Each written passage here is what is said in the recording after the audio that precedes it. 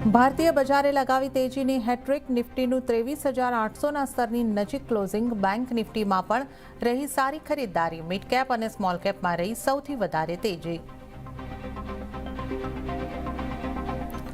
અલી લારીજાનીની મોત બાદ ઈરાને ઇઝરાયલ પર ક્લસ્ટર બોમ્બથી કર્યો હુમલો. દુબઈમાં પણ મિસાઇલ અને ડ્રોનથી કર્યો હુમલો. આ તરફ અમેરિકાએ ઈરાન પર 5,000 પાઉન્ડના બંકર બસ્ટર બોમ્બથી કર્યો હુમલો. ટ્રમ્પે કહ્યું, અમે અમારું કામ પૂરું કર્યું. સ્ટ્રેટ ઓફ હોર્મુઝથી સતત ભારત પહોંચી રહ્યા છે ઓઇલ અને ગેસના જહાજ. 81,000 મેટ્રિક ટન કાચું તેલ લઈને ભારત પહોંચ્યું જક લાડકી જહાજ. એલપીજી લઈને પહેલા જ ભારત પહોંચી ચૂક્યા છે શિવાલિક અને નંદાદેવી જહાજ.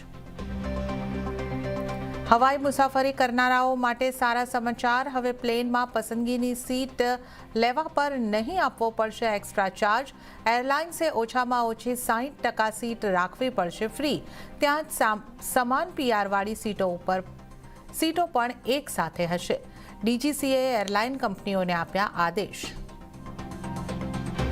અને ધમકીભર્યા ઈમેલ મોકલનારને સંઘવીની ચેતવણી. ગુજરાત પોલીસ કે જનતા આવા ઈમેલથી ડરવાની નથી.